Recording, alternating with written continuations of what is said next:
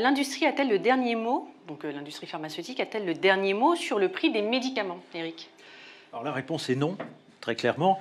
Comment ça se passe, le prix du médicament en France? C'est un prix qui est négocié entre l'industriel, donc qui propose son médicament, et un comité qu'on appelle le Comité économique des produits de santé. C'est un comité autour de la table duquel sont représentées toutes les grandes administrations du ministère de la Santé, mais aussi tous les payeurs, ce qu'on appelle les payeurs, c'est-à-dire l'assurance maladie, et aussi les assureurs complémentaires. Et puis il y a un président et un vice-président. Et donc le prix est proposé par l'industriel, mais il est négocié, et il va être discuté non pas dans une négociation sans repère, loin de là, il est discuté en fonction d'un certain nombre de règles qui sont établies et qui sont parfaitement transparentes, que vous pouvez aller lire, qu'on appelle les règles de l'accord cadre. Ce sont des règles conventionnelles qui disent exactement comment on doit discuter le prix d'un médicament quand le médicament a reçu une évaluation par la commission de la transparence de niveau 3, par exemple.